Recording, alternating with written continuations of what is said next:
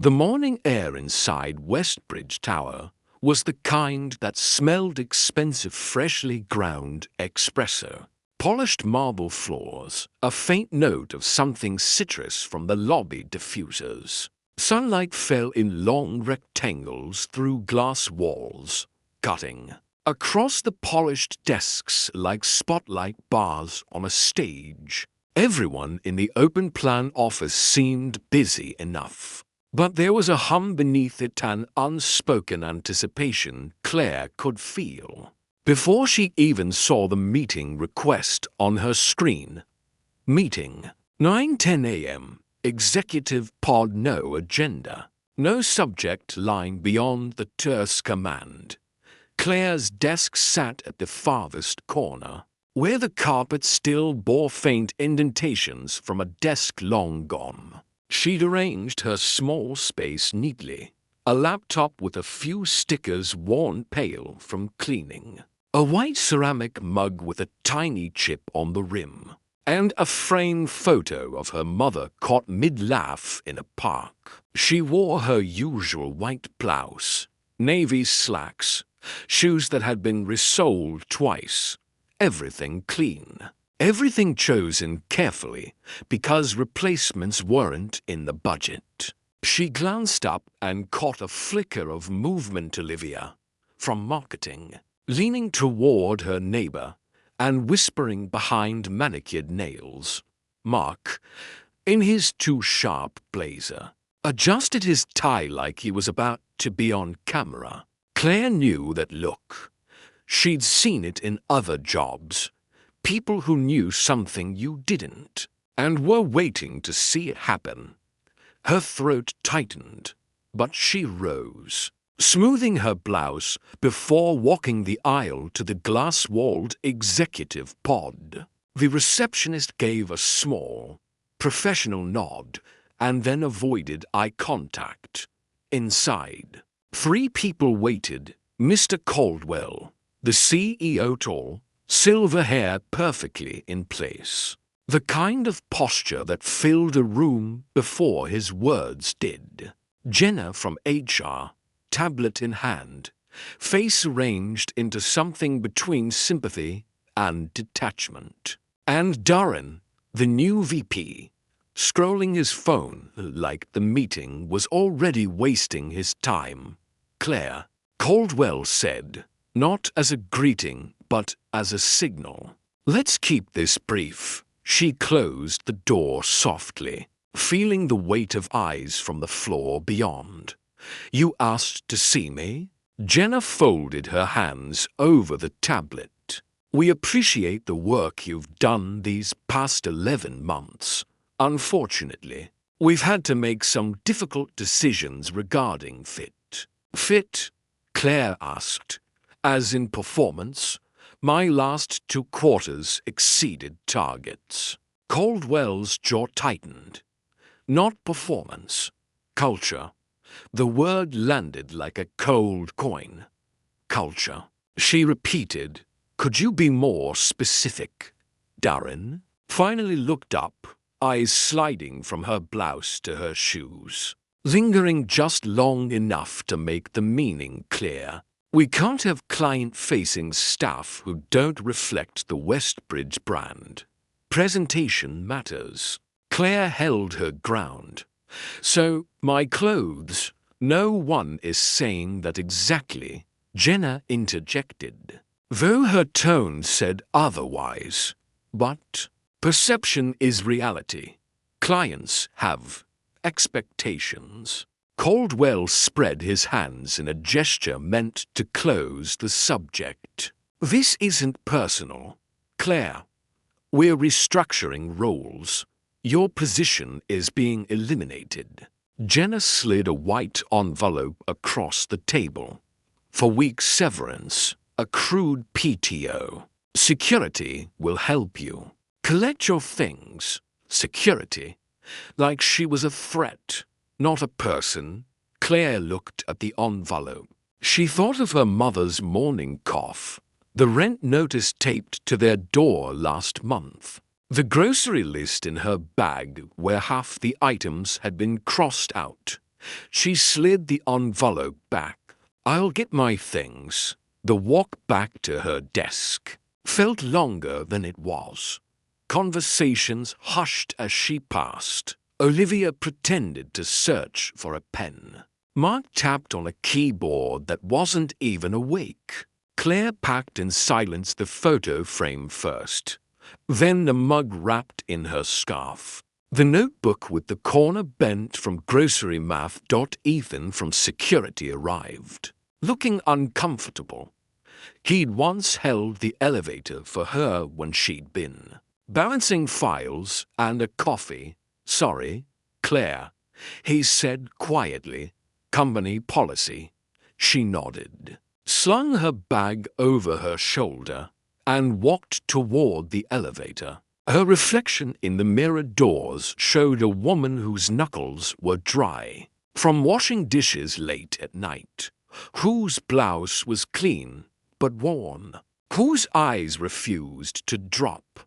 The lobby air was colder, sharper. She stepped out into a sky the color of wet concrete. Rain started in a fine mist as she crossed the plaza. Behind her, Westbridge Tower's glass facade reflected the city like it didn't even know her name. Her phone buzzed. "Mom," she answered with a steady voice. "Hey, how's your chest this morning?" "Like old wood," her mother rasped, still finding humor in it. "Tell me you ate something." "Toast," Claire lied. They spoke for a minute, ordinary things that kept fear at bay before hanging up with the kind of goodbye that meant "I love you" without saying it. She ducked under the awning of a corner cafe as the rain picked up. That's when she noticed a woman standing beside her, elegant in a camel coat, simple gold studs, shoes that somehow stayed dry. The woman gave her a gentle nod. "Rough day, the worst," Claire admitted. "It usually rains for endings." The woman said, "Sometimes beginnings too." She stepped into the rain and was gone. Claire stared after her, unsettled by the way those words clung. By the time she caught her bus home, the rain streaked the windows into blurs. Her phone buzzed again, an unknown number. She almost ignored it. "Miss Claire Dalton?" a crisp voice asked. "This is Avery and Sloan, attorneys at law. We've been trying to reach you regarding an inheritance." "Inheritance? You must have the wrong." "I don't believe so. A Mr. Elias Harrow named you in his will. We need to meet in person. Are you available this afternoon?" Elias Harrow.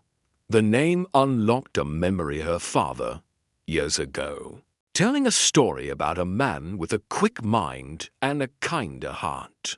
A handshake over a favor that saved a life. Claire looked out at the rain slick streets sliding by. "Yes," she said. "I can be there."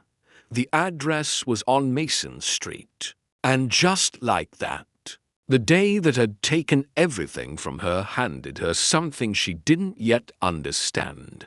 The bus hissed to a stop on Mason Street, and Claire stepped down into the smell of wet pavement and exhaust. The city had shaken off the morning's rain, but the air still carried that cool sharpness that made her shoulders rise on instinct. The address the lawyer had given her was only a block away, an old sandstone building, wedged between a cafe and a boutique with displays she'd never entered. It didn't have the imposing glass sheen of Westbridge. Instead, it wore its years in the softened edges of the stone. The kind of place where the carpet might smell faintly of books.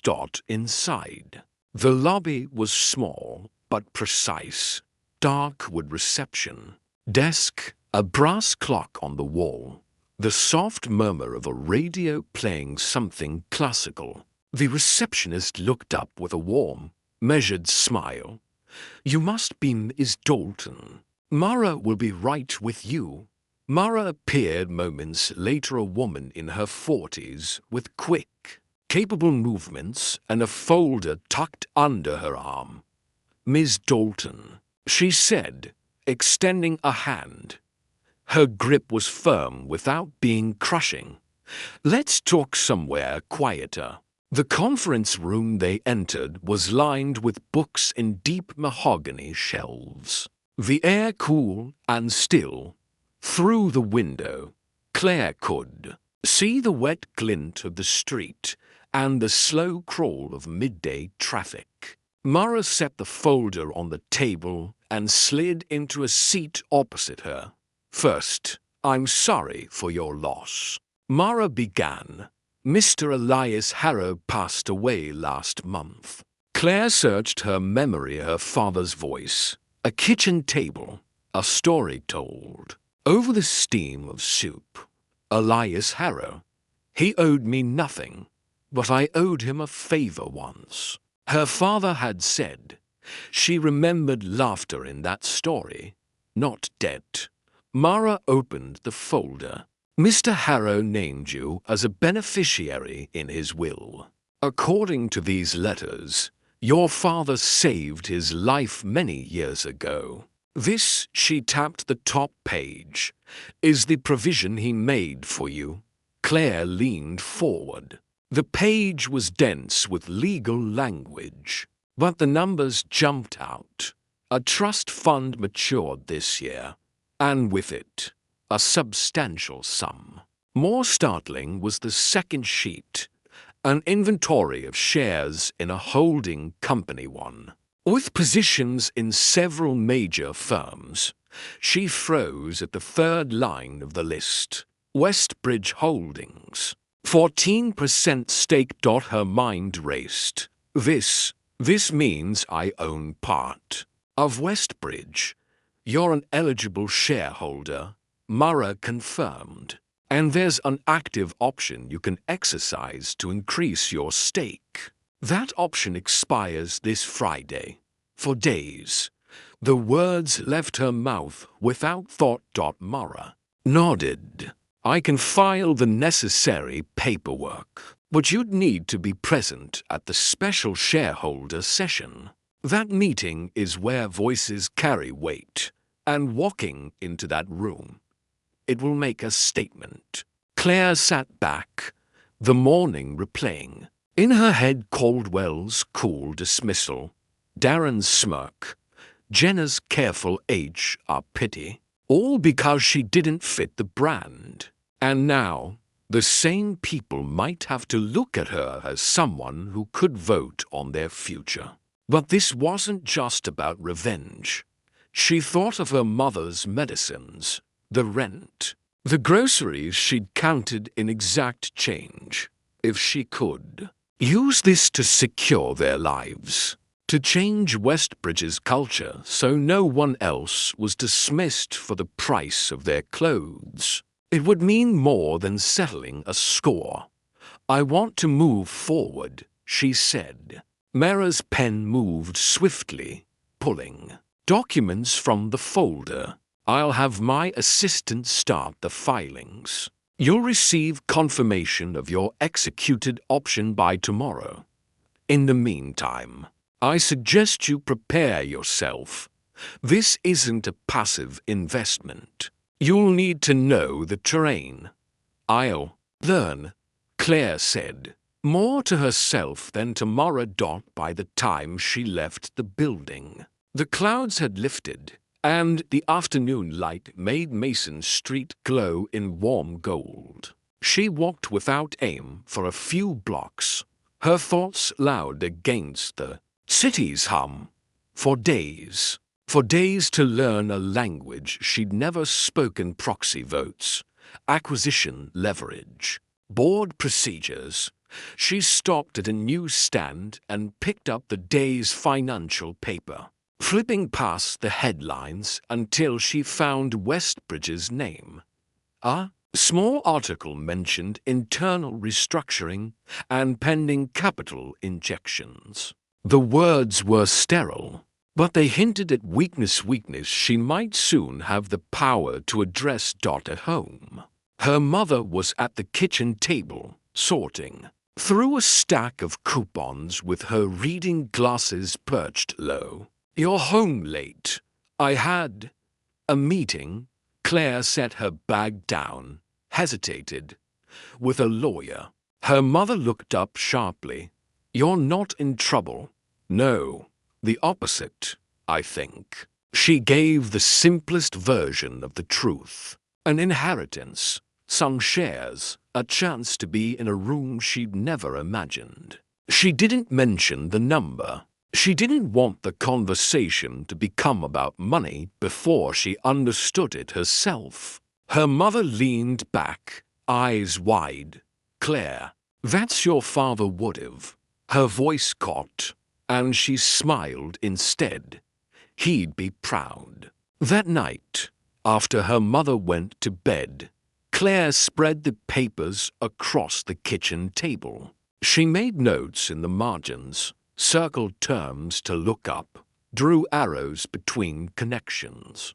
Her pen scratched steadily, the only sound in the apartment, besides the low hum of the fridge. She wrote a list at the top of a fresh page. Friday, shareholder session goals. Listen more than you speak until it matters. Demand clarity on restructuring. Plant the idea. Dignity over optics.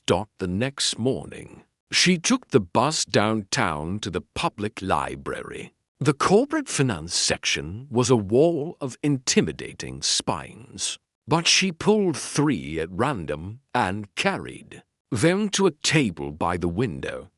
She read until the words blurred, stopping only to jot definitions in her notebook. By noon, she could at least explain the difference between common and preferred shares, and why proxy fights could turn companies inside out. Her phone buzzed an email from Mara. "Option executed. You are now the 3rd largest individual shareholder in Westbridge Holdings. See attached for confirmation." Claire exhaled slowly. Attached was a formal letter on crisp letterhead, her name bold above the line shareholder of record. She ran her finger over the print as if to test its reality. On the way home, she passed Westbridge Tower. The glass reflected the late afternoon sun, blinding at certain angles. People in designer coats streamed through the revolving doors, their expressions fixed on destinations Claire no longer shared. She stood across the street for a full minute, watching the building, remembering the exact feeling of walking out under the weight of that envelope. She wasn't ready to walk back in not yet, but soon, very soon. Wednesday morning broke with a pale light through the blinds, striping the kitchen table where Claire's papers still lay in careful stacks. The kettle hissed on the stove.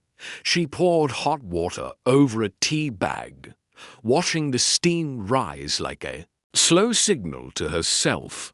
You don't get to waste today. She had 3 full days before Friday's shareholder session. 3 days to turn herself from the woman they escorted out into someone the board would have to take seriously. Her first stop was the library again. She returned the books she'd read cover to cover and checked out new ones on corporate governance and hostile takeovers. In the quiet, she took notes in tight block letters, circling phrases that might come in handy: fiduciary duty, shareholder activism, corporate social responsibility. Every term felt like a brick she was laying into the foundation she'd need when she walked back into Westbridge Tower at noon. She packed up and walked to a small coffee shop 2 blocks from the tower. Not to go inside, she wasn't ready for that. but to sit where she could see the flow of people in and out. It was a study in patterns, the lunch rush of junior analysts, with their badge lanyards swinging, the mid-afternoon trickle of managers, checking phones, the sharp-suited executives who never seemed to carry anything but themselves. She noticed something else. Who held the door for others? Who didn't? Who smiled at the receptionist in the lobby? Who breezed past without a glance? Small tells about character filed away in her mind. Her phone buzzed. A text from Mara.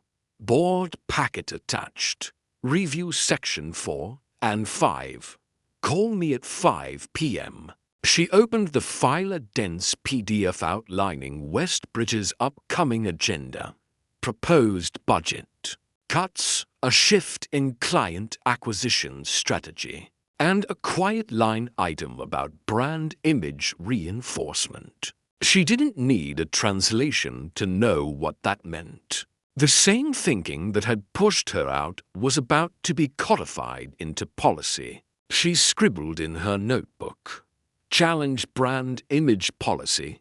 Push merit over appearance. That afternoon, she stopped by a thrift store tucked between a laundromat and a hardware shop. The window display was humble, but inside, the racks were organized with precision. She moved slowly along the aisles, running her fingers over fabrics, checking seams. Her plan wasn't to pretend she belonged in their world. By wearing their labels, it was to walk in looking like herself, but sharper. A charcoal blazer with a tailored cut, a cream silk blouse that caught the light, black trousers with clean lines. The total came to less than one lunch at the Westbridge Cafe. At home, she tried them on in front of the mirror. The woman looking back still had the same eyes, but there was a new steadiness in them. She didn't look like someone trying to fit in. She looked like someone who didn't need to. Her mother appeared in the doorway, leaning on her cane. "That's not the same shirt you wore to work, is it?" "No," Claire said, smiling. "This one's for something else." Her mother's eyes softened. "Your father used to say, dress so they don't know whether to envy you or respect you until they realize it's both." Claire laughed quietly. "I'll settle for respect." Thursday was for numbers. Mara arranged a quick meeting with an analyst she trusted. A man named Victor who looked like he'd been built out of spreadsheets. In a cafe booth, he walked Claire through Westbridge's quarterly reports, highlighting where the company was bleeding money under the current leadership. "They've overextended on image campaigns," he said, tapping the page. "ROI is terrible. Shareholders who care about the bottom line will back anyone who talks about substance over style." Claire took that in. "So if I show up with data, not just an opinion, they'll have to listen," Victor finished. "Even Caldwell." She left with a folder of printouts, her mind buzzing with numbers that were more than numbers, they were leverage. That evening, she laid everything out on the kitchen table. Her outfit, her notes, the data from Victor, the highlighted sections of the board packet. She rehearsed speaking points aloud, keeping her voice calm but firm. "Our brand is not a suit or a pair of shoes. Our brand is the work we deliver." Over and over until it felt like muscle memory. Her mother watched from the doorway. "You're ready?" she said. "Almost," Claire replied. "Tomorrow I'll be." Friday morning came cold and bright. Claire dressed slowly, each piece deliberate. blouse, blazer, trousers, the small silver earrings. She tied her hair back, leaving no loose strands to fidget with. The mirror showed her the same face as before, but framed by something new purpose. The bus ride downtown was quieter than usual. She held her notebook in her lap, scanning her points one last time outside.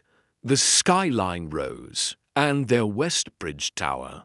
The place that had dismissed her as not enough. The place she now partly owned. She stepped off the bus and paused across the street. The glass walls gleamed in the sunlight, reflecting a city full of people who had no idea what was about to happen inside. Claire took a breath, squared her shoulders, and started toward the revolving doors. Inside, the marble floor caught the light, and the receptionist looked up. "Good morning, Miss Dalton," she said, reading the name on the shareholder list. No hesitation, no side glance. Claire smiled. "Good morning." The elevator ride to the 29th floor felt different this time. She wasn't carrying a chipped mug and a cardboard box of her things. She was carrying a seat at the table. When the doors opened, she stepped into the hallway leading to the boardroom. Voices murmured inside, the low, controlled tone of people used to being listened to. Claire tightened her grip on her folder. It was time. The boardroom was larger than Claire remembered. Not because she'd been here before she hadn't, but because she'd imagined it smaller, more human. Instead, the space stretched wide, all glass and polished oak, with a view of the skyline, so sharp it felt designed to intimidate. The long table gleamed under pendant lights, surrounded by high-backed leather chairs. A discreet sideboard offered bottled water and coffee in silver carafes. Every seat was already taken except one, halfway down on the left. Name cards sat in front of each place. Claire spotted hers, Ms. Claire Dalton, shareholder, printed in the same typeface as the others. No italics, no asterisks. Equal, at least on paper. Conversations stilled as she entered. Caldwell was at the head of the table, in a dark suit that probably cost more than her month's rent. His expression didn't change, but his eyes flickered recognition, surprise, then a quick mask of neutrality. To his right sat Darren, leaning back with the practiced ease of someone who thought he'd already won the day. Jenna from HR was further down, flipping through a packet of papers, studiously avoiding her gaze. Claire walked the length of the room, the click of her shoes on the floor loud in the hush. She set her folder down, pulled out her chair, and sat, without waiting for an invitation. The leather was cool against her back. "Good morning," Caldwell said to the room, his voice carrying authority. "Let's call this meeting to order." The secretary began reading through the agenda. Financial updates, operational reports. The phrases were familiar from the board packet Mara had sent her, but hearing them aloud gave them weight. She listened, noting which directors nodded along, which frowned. When the topic shifted to brand image reinforcement, Claire straightened. Caldwell gestured to Darren, who stood and began a slick presentation. A slideshow flickered onto the wall. Photos of executives in tailored suits, client events in glassy venues, charts linking visual presentation to market confidence. "Our image," Darren said, "is our handshake with the world." Clients need to see themselves reflected in us successful, aspirational, polished. Claire's hand tightened on her pen. She glanced around the table. Some directors were nodding, but others looked skeptical. Victor's words echoed in her head. Substance over style will get you allies. When Caldwell opened the floor for comments, Claire spoke before the pause could stretch. With respect, she began, her voice steady. I disagree. Heads turned. Caldwell's brows lifted, the faintest show of surprise.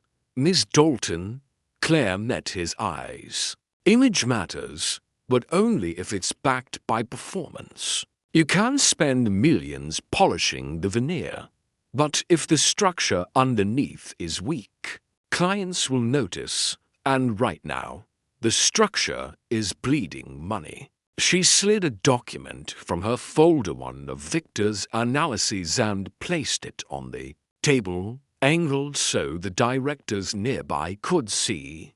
Over the last 3 quarters, the ROI on these image campaigns has been negative. Meanwhile, client retention is slipping. We've cut talent because they didn't look the part, but that's costing us experience we can't replace overnight. A murmur moved through the room. One of the older directors, a woman with steel-gray hair, leaned forward to glance at the numbers. Caldwell kept his face neutral, but a muscle ticked in his jaw. Darren tried to recover. These initiatives are long-term investments, they're vanity projects. Claire cut in, still calm. If we want to impress clients, let's do it by outperforming competitors, not by staging photo ops. Silence stretched. Then the steel-haired director spoke. She's right about the ROI. I flagged the same issue last quarter. Another director nodded. And I've had clients complain about turnover in their account teams. Losing experienced staff over appearances. It's a risk. Caldwell's gaze moved around the table. Measuring. Noted. He said finally, we'll revisit the scope of the brand initiative. It wasn't a concession, not yet, but it wasn't dismissal either. As the meeting moved on to other topics, Claire stayed alert, speaking only when she had something concrete. She asked about vendor contracts, about overdue receivables. Each time she used data. Each time she saw another pair of eyes consider her more seriously. When the formal agenda ended, Caldwell addressed the shareholders directly. We'll take questions before we adjourn. Claire took her chance. One more point, she said. We talk about representing Westbridge, but representation starts here. We can't claim to value excellence while sidelining people who deliver it, just because they don't fit a visual mold. Her words hung in the air. No one moved for a beat. Then the steel-haired director smiled slightly. I'll second that. Caldwell gave a curt nod. Duly noted. After the meeting, people rose in small clusters. Some avoided her, but a few approached. The steel-haired director introduced herself as Margaret Lewis and handed Claire a card. Call me if you ever want to discuss governance strategy, she said. You've got backbone. That's rare in this room. Jenna from HR walked past without speaking, eyes fixed ahead. Darren smirked as he gathered his papers, but it looked tighter now, like it didn't quite fit his face. Caldwell lingered by the head of the table, speaking to 2 directors before turning to her. Quite an entrance. Miss Dalton, Claire met his gaze evenly. I'm just here to do my job as a shareholder." His smile was thin. "We'll see how long that enthusiasm lasts." She picked up her folder. "It'll last as long as the numbers keep telling the truth." For a moment, they stood in the quiet weight of the boardroom, the city's skyline framed behind him. Then she walked past, the sound of her steps sharp against the polished floor. Outside, the cold air hit her like clarity. She stepped onto the plaza, the glass tower rising behind her. This time, she wasn't leaving as someone discarded. She was walking away on her own terms. With a seat at the table and the first seeds of change planted, it was only the beginning. Claire spent the weekend with her notes spread across the kitchen table, the same way she used to arrange grocery coupons side by side, color-coded, methodical. But these weren't coupons. They were quarterly reports, procurement ledgers, and copies of public filings Mara had pulled for her. The more she read, the more she felt that Westbridge's problems weren't just bad optics and inflated marketing budgets. Hidden in the dense pages were line items that didn't make sense. A consulting firm billing 6 figures for brand alignment strategies, but with no deliverables attached. Vendor contracts renewed at double the previous rate, with no competitive bidding. And one name kept appearing: Caldwell Strategic Partners in contracts. That seemed to overlap with Caldwell's own network. She jotted in her notebook, possible self-dealing, check bylaws. Her mother noticed the furrow in her brow. "You're not eating," she said from the doorway. Leaning on her cane, Claire looked up, blinking out of the numbers. "I'm fine. Just trying to understand where the money's really going." Her mother's voice was gentle, but firm. "Just remember, Claire, information is power. How you use it decides what kind of person you are." Claire nodded. "I know." Monday morning, she was back in the city, not at Westbridge Tower, but at a co-working space Mara had arranged. It was quieter than a cafe, filled with the soft clack of keyboards and the muted ring of private calls. Mara arrived with 2 coffees and slid into the seat across from her. "You found something," Mara said, reading her expression. "Maybe," Claire replied. She pushed a stack of highlighted pages across the table. "Look here, these contracts with Caldwell Strategic Partners. They're not illegal on the surface, but the terms are unusual. High fees, vague scopes, and the board approved them without much scrutiny." Mara scanned the pages, her brows knitting. If Caldwell is steering company money into entities he controls, that's a conflict of interest. But to raise it, you'll need more than suspicion. "I need proof," Claire said. "Invoices, payment records, anything that shows the money loop." "That won't be easy," Mara warned. "Internal documents are closely guarded." Claire thought for a moment. What about allies inside? People who've seen the red flags but couldn't say anything. Mara's lips curved slightly. "You might already have one. Margaret Lewis, the director who backed you in the meeting. She's known for hating waste and corruption." "I'll call her," Claire said. That afternoon, Claire met Margaret at a small tea room tucked into an alley off Market Street. The space smelled of bergamot and old wood, with lace curtains that softened the winter light. Margaret arrived in a grey wool coat, her silver hair pulled into a sleek knot. "I've been expecting you," Margaret said as they sat. Claire wasted no time. "I think there's more to the spending problem than just poor priorities. Some of these contracts, they don't add up." Margaret's eyes sharpened. "I've suspected as much for months. Caldwell has a talent for wrapping questionable deals in just enough paperwork to look legitimate." "Can you help me get access to the records?" Claire asked. Margaret considered. "I can't hand you anything directly, but I can tell you where to look and who might talk if they trusted you." She scribbled a name and an office number on a napkin. "Ask for Thomas Nguyen in procurement. He's careful, but he hates seeing money wasted. Tell him I sent you." Claire tucked the napkin into her notebook. "Thank you." Margaret's gaze softened. "Claire, be smart.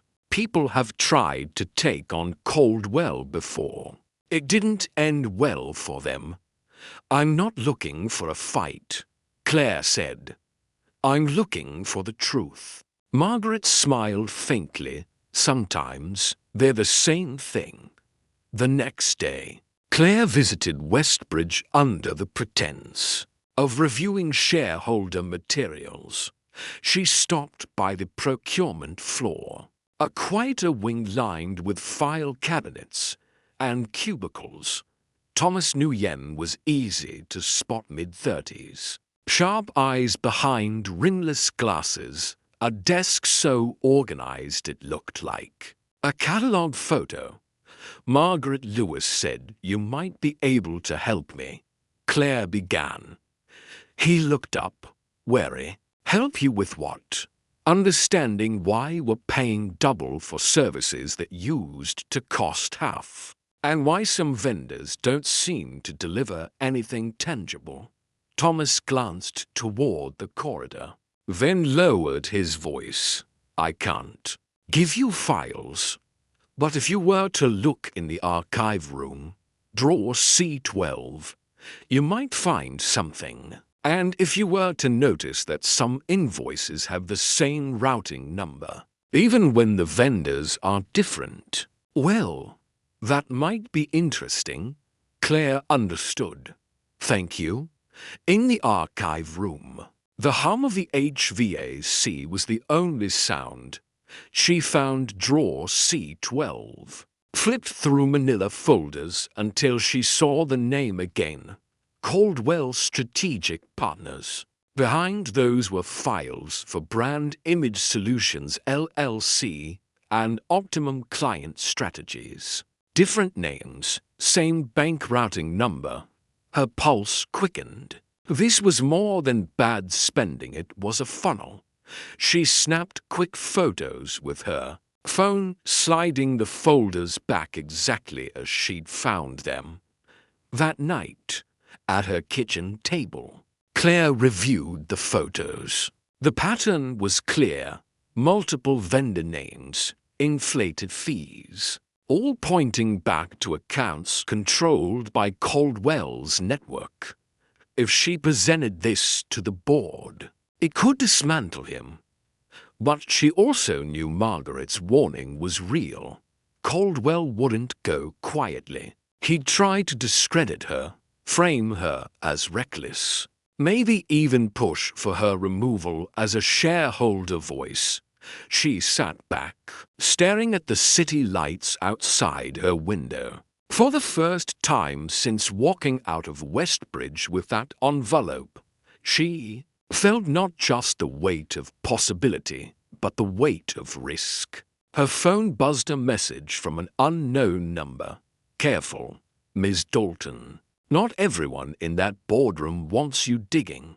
She read it twice, her chest tightening.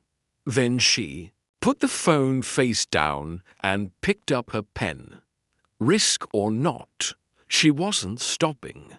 The anonymous text sat on Claire's phone screen like a dark seed. She'd read it 3 times before locking the device and sliding it across the table. But the words had already rooted in her thoughts. Careful, Miss Dalton. Not everyone in that boardroom wants you digging. She didn't need a signature to guess who might be behind it. Caldwell had too many allies, too many channels. The message wasn't a bluff, it was a warning. Claire leaned back in her chair, staring at the ceiling. The hum of the refrigerator filled the silence, steady and indifferent. On the table before her, the photos she'd taken of the invoices formed a mosaic of numbers, routing codes, and payment amounts. Together, they painted a picture of something rotten running deep. She pulled her notebook closer and began mapping it out. 3 shell companies, brand image solutions, Optimum Client Strategies, and Caldwell Strategic Partners, each funneling inflated fees to the same account network. The sums were large enough to hurt the company, but spread thin enough to evade obvious detection. If she brought this to the board without airtight proof, Caldwell could dismiss her as a paranoid newcomer or worse, accuse her of misinterpreting confidential data for personal gain. She needed corroboration. The next morning, Claire met Mara at a cafe near the courthouse. The place was bright, with high ceilings and a faint smell of cinnamon.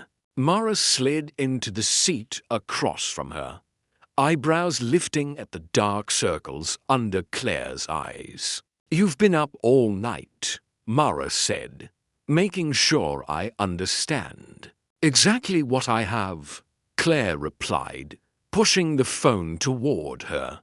"I think Caldwell is funneling company funds, but I need more than these photos." Mara scanned through the images, her jaw tightening. "You're right, this is enough to raise suspicion, but not enough to survive a counterattack. He'll claim the vendors are legitimate subcontractors, which is why I need someone inside accounting," Claire said. "Someone who can confirm these routing numbers match his private holdings." Mara was quiet for a moment, then leaned in. "There's a junior accountant, Luis Ramirez. Good reputation, hates politics. If you approach him carefully, he might talk. But be warned, once you bring someone else in, the risk multiplies." Claire nodded. "I'll handle it." That afternoon, she found Luis in the building's ground floor cafe, hunched over a laptop. She bought 2 coffees and approached his table. "Mind if I join you?" she asked. He looked up, surprised. "Miss Dalton, right? From the shareholder meeting." "That's me," Claire said, sliding into the seat. "I need your help with something important, and I'm asking because I think you care about the company as much as I do." Luis frowned. I'm not asking you to break rules," Claire interrupted, keeping her voice low. "Just to confirm whether certain routing numbers match accounts tied to Caldwell Strategic Partners." He hesitated, eyes flicking toward the hallway. "Why?" "Because if what I think is true, company money is being drained into places it shouldn't be. And if we don't stop it, everyone loses staff, shareholders, even clients." Luis stared at her for a long moment, then sighed. "Give me the numbers." She wrote them down on a napkin. "Be careful." 2 days later, Luis texted her from an unknown number. "Confirmed. They match." "You didn't hear it from me." Claire stared at the message, her pulse quickening. She had it proof that Caldwell's network was siphoning money under the guise of brand initiatives. But she also knew the moment she presented this, she'd be declaring war. The next shareholder session was scheduled for Thursday. Claire spent the days leading up to it rehearsing exactly how she would lay out the facts. Start with the numbers, show the routing match. Connect the shell companies to Caldwell's associates. Every point had to be clean, irrefutable. On Wednesday evening, as she was leaving her apartment, she noticed an envelope taped to her door. No name, no stamp.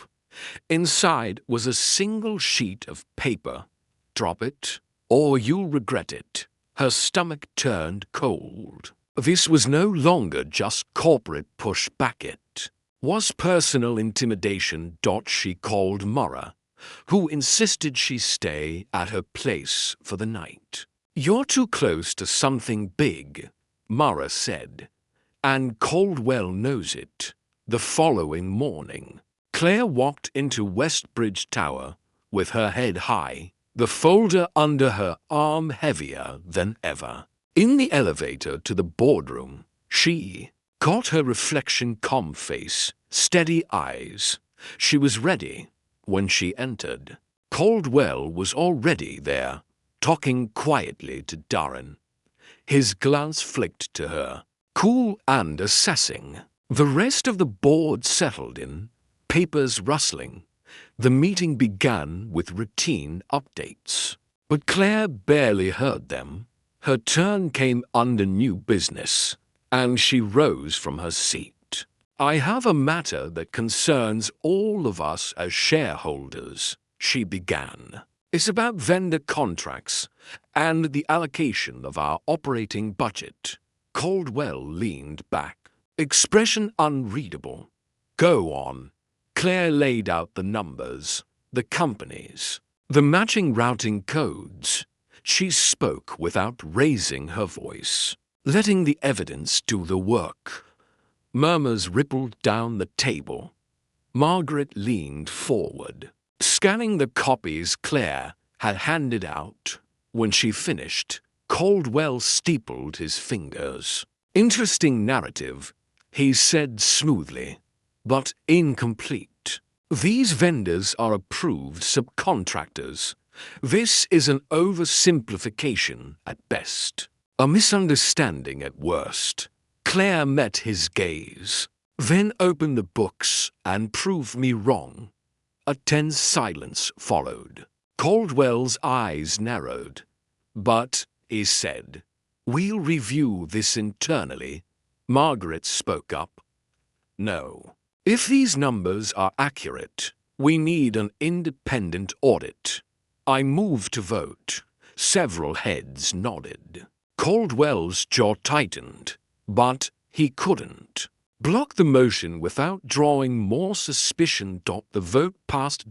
As the meeting adjourned, Caldwell approached her. His smile was thin, almost friendly. "You've made powerful enemies today, Miss Dalton." "Then I must be doing something right," Claire replied, walking out into the cold air. She knew this wasn't over. The audit would take weeks, maybe months, but the first crack in Caldwell's armor had appeared, and she intended to widen it. The winter light was already fading when Claire stepped off the bus near her apartment. The wind had that brittle edge that made people hurry their steps. But she didn't. Her mind was too loud. The vote for an independent audit was a victory, small, precarious, but real. Still, Caldwell's parting words echoed in her head. "You've made powerful enemies." Inside, she set her folder on the table, intending to dive back into her notes. But her phone buzzed with a new email. Subject line, urgent. Compliance inquiry. It was from Westbridge's internal compliance officer, summoning her to a mandatory review the next morning. Regarding unauthorized access to confidential documents, Claire read it twice, her jaw tightening. Unauthorized access, that was Caldwell's angle.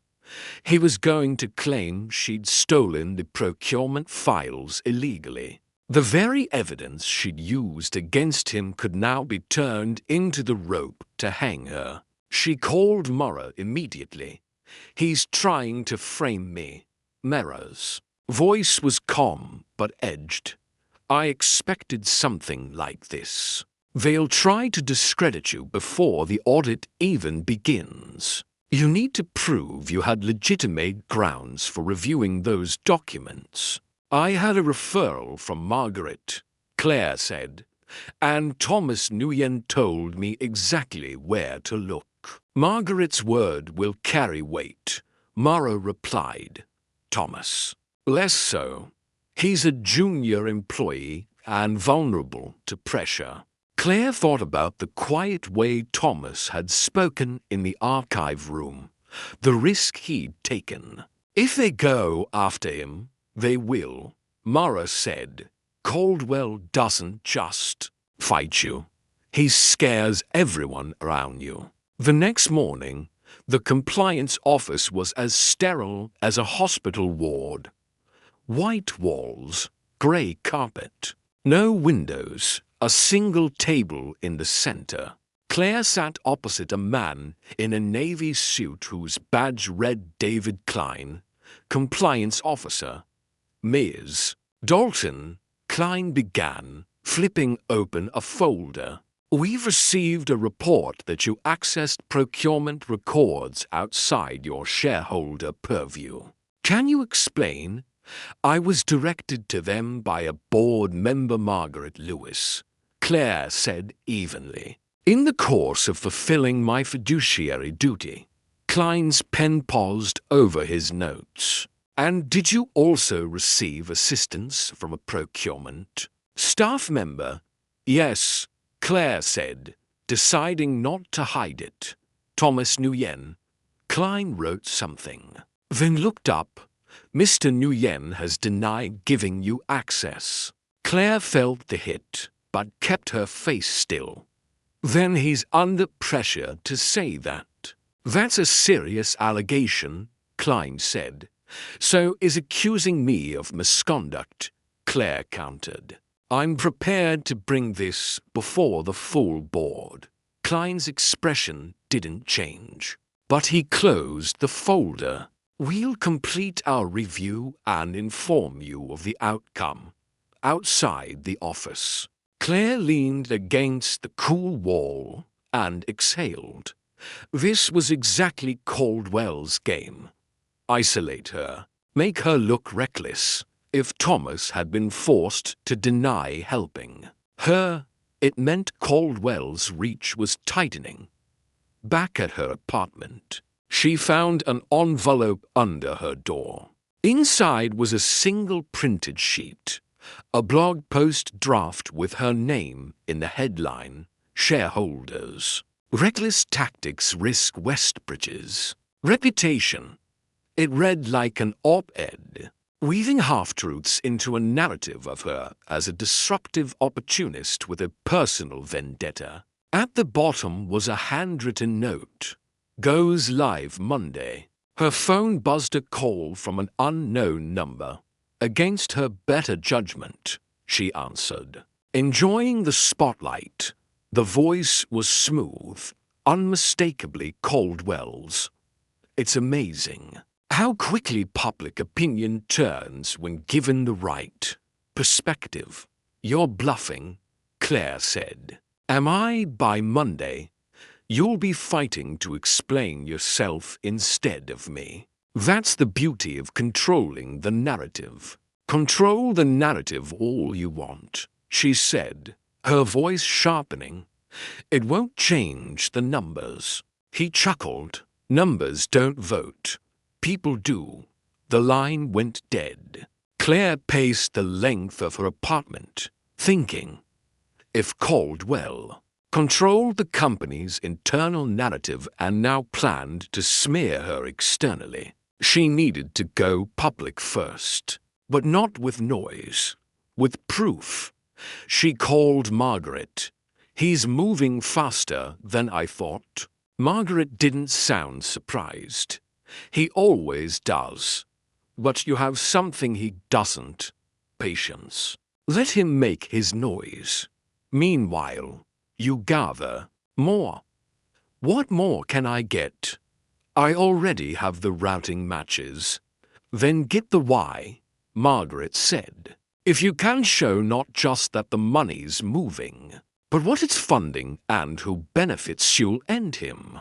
The next day, Claire returned to the library, not for finance books, but for the archives of local business journals. Hours passed in a blur of headlines, press releases, and buried footnotes. Then she found it, a small article about a luxury development project stalled for lack of funds until an anonymous investment bailed it out. The LLC behind that investment, registered at the same address as Caldwell's strategic partners. She traced the project's contractors. 2 of them had received large brand consulting fees from Westbridge in the last year. It wasn't just skimming, it was laundering company funds into Caldwell's private ventures. By the time she closed her laptop, her pulse was steady again. She had the connection.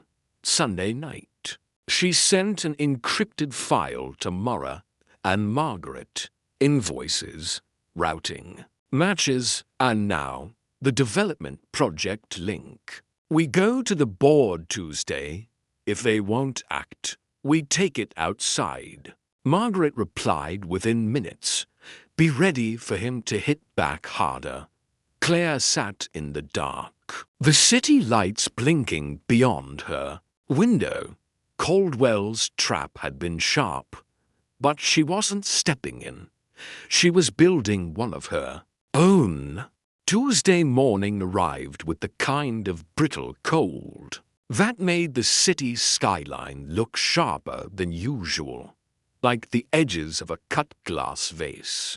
Claire stepped off the bus in front of Westbridge Tower, with her folder pressed against her side, her breath visible in the air. The revolving doors spun slowly, reflecting a distorted version of her as she pushed through.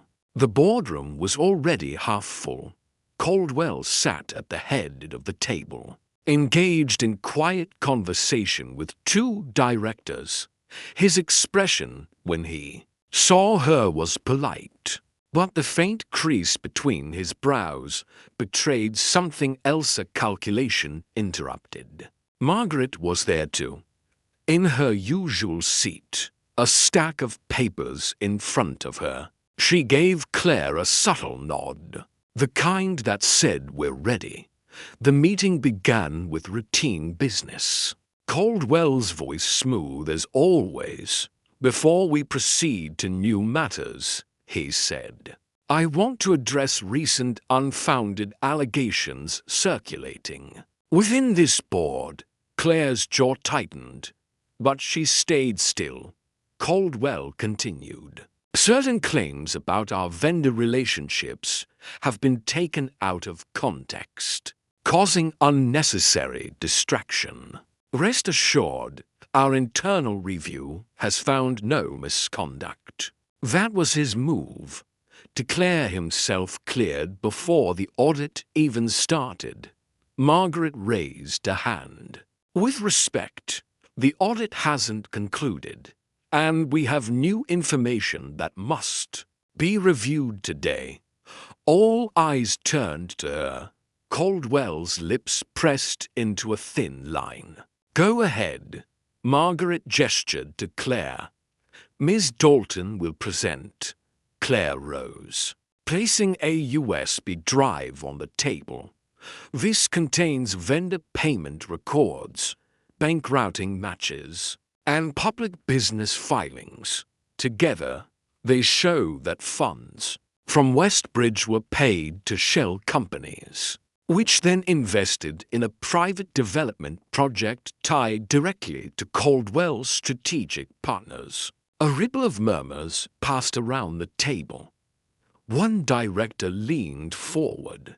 "Are you saying company funds were diverted to a private venture controlled by the CEO?" "Yes," Claire said, her voice clear. "And the paper trail is right here." Caldwell chuckled lightly, the sound rehearsed. "This is a dangerous accusation from someone with limited understanding of our operations." "Then explain why 3 different vendors share the same routing number as your private firm," Claire countered. "Explain why those vendors provided no tangible deliverables to Westbridge, yet billed 6 figures. And explain why that money ended up funding a luxury development under your control." The room went still. Margaret slid printed copies down the table. "This isn't conjecture. It's documentation."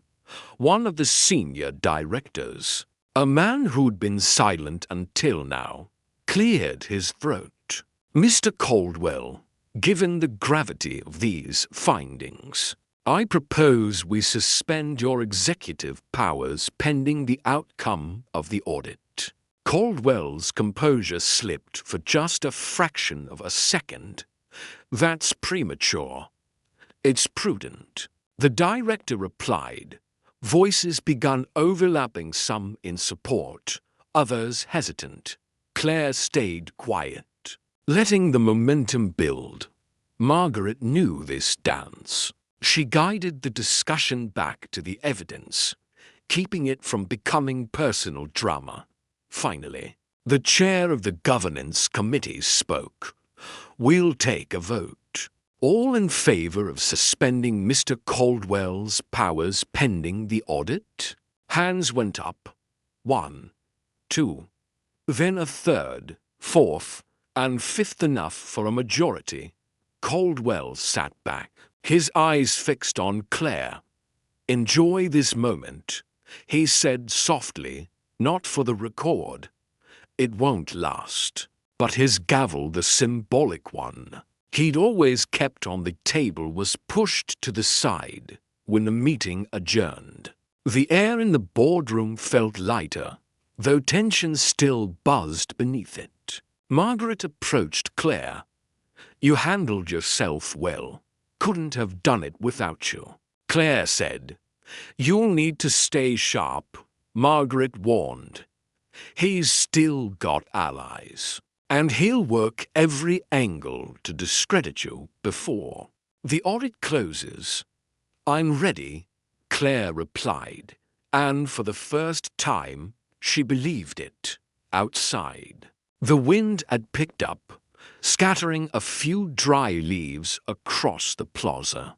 Claire paused at the base of the tower, looking up at its glass facade. The same building that had once been the site of her public humiliation was now the place where she'd just helped unseat its most untouchable figure. But she knew this wasn't the end. Caldwell wasn't the kind of man to retreat quietly.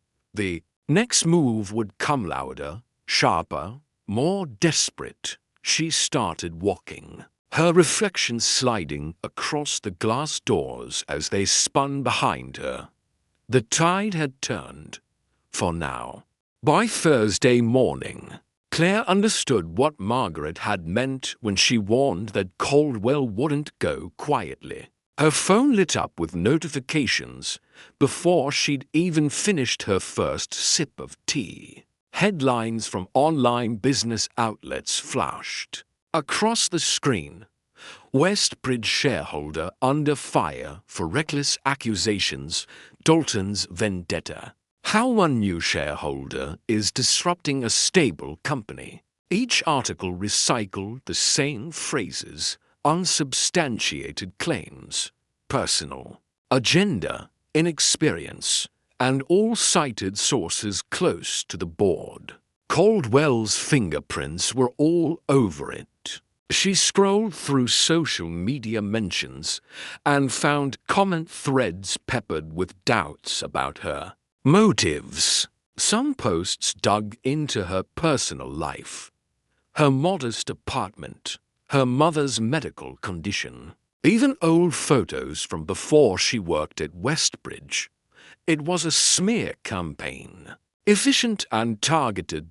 Claire set the phone down, hands tight around her mug. This wasn't just an attack on her role, it was designed to rattle her into quitting.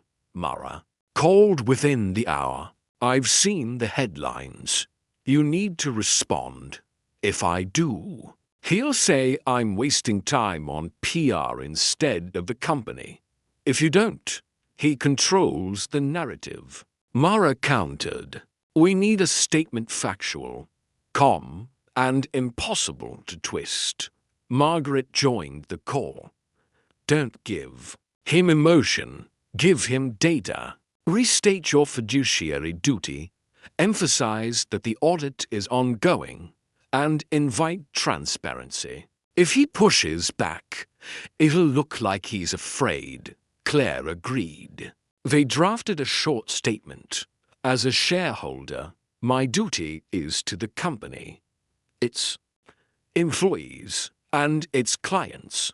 My recent actions have been guided solely by that duty. I welcome the ongoing independent audit and any additional transparency measures the board sees fit to implement. No drama, no counter-accusations, just steel wrapped in civility. The statement went out by noon. Some outlets published it, others buried it under Caldwell's louder, more sensational quotes. But the effect was noticeable. Several directors emailed her privately to say they appreciated her composure. That night, she stopped by the grocery store on her way home. In the checkout line, her phone buzzed again, this time with a message from Thomas Nguyen. We need to talk. Urgent. Not safe at the office. She replied instantly. Where?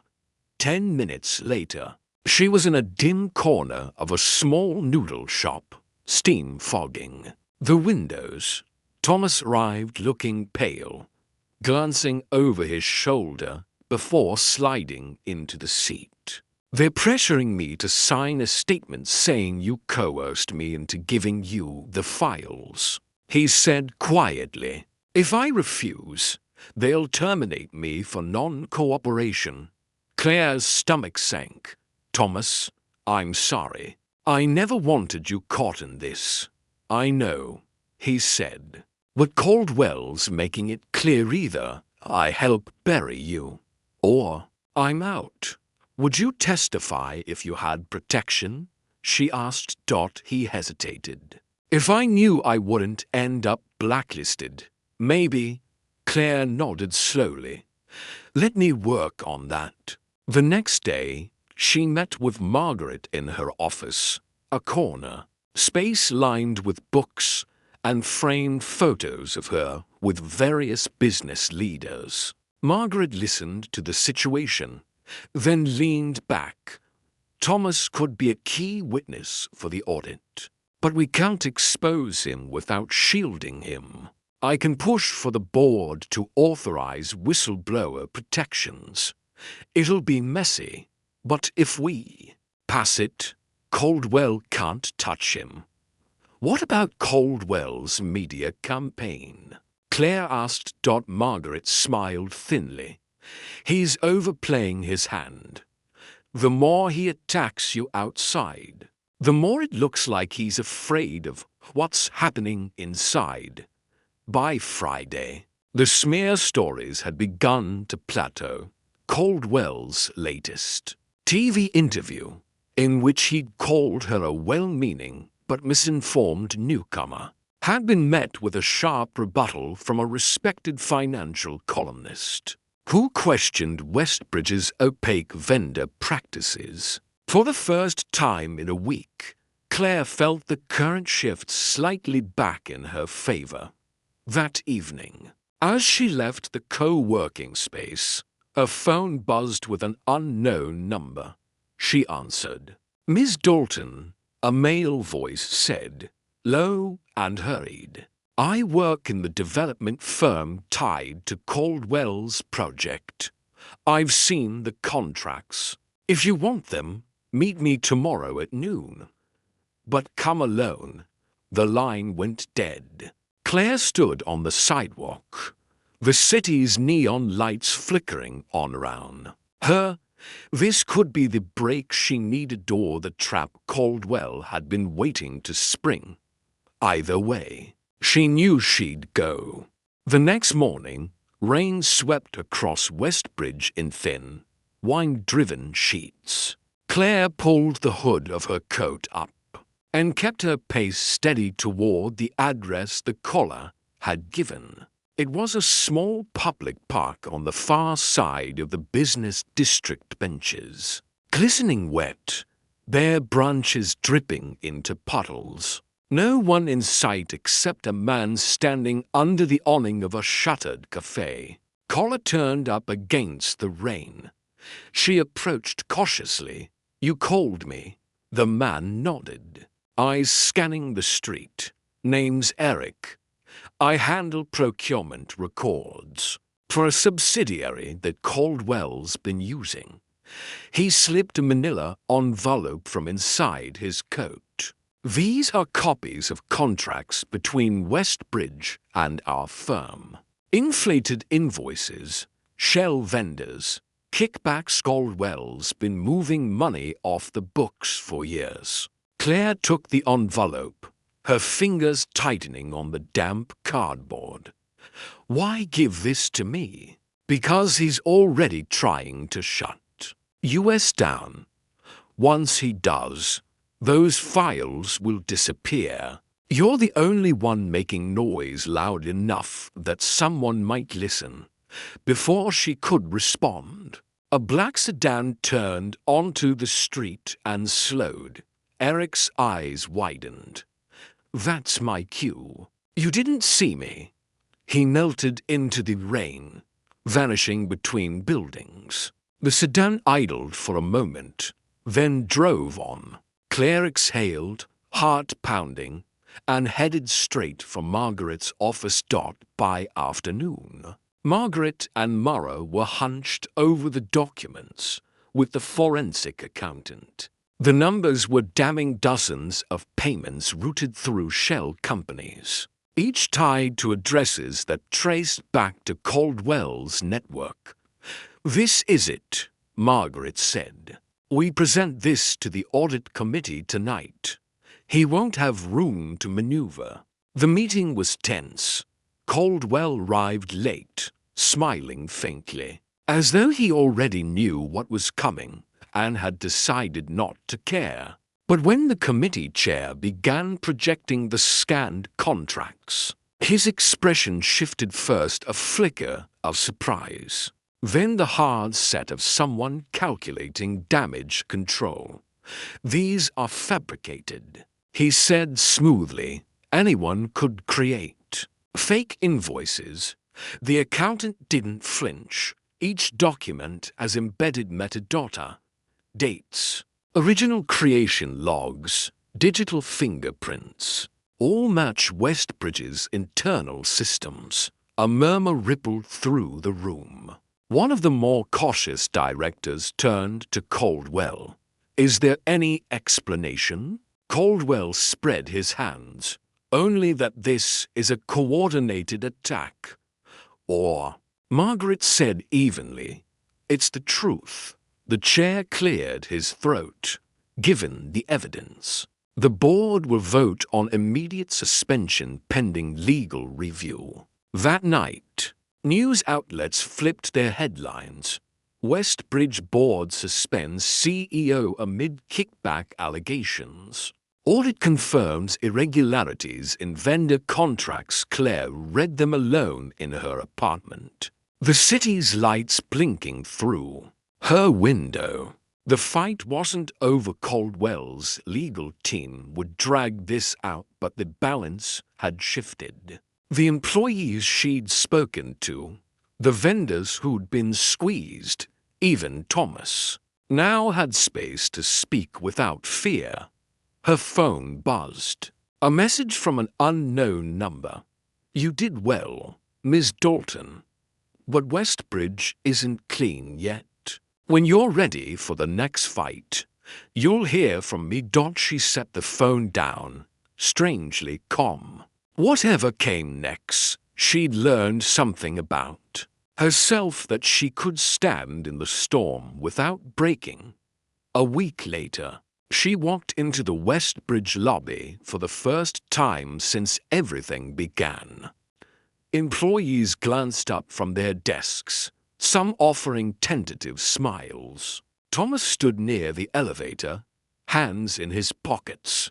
"They reinstated me," he said. "You deserved it," she replied, Caldwell, negotiating his exit package. Her tone was dry. Some people just can't leave without taking a last bite. The elevator doors opened. As they stepped inside, Claire caught her reflection in the mirrored wall, not the cautious junior employee she'd once been, but someone sharper, steadier. The doors closed, and for the first time in months, she allowed herself a small smile. This wasn't just about winning a fight. It was about reclaiming the ground where she'd once been invisible, and she had no intention of fading again.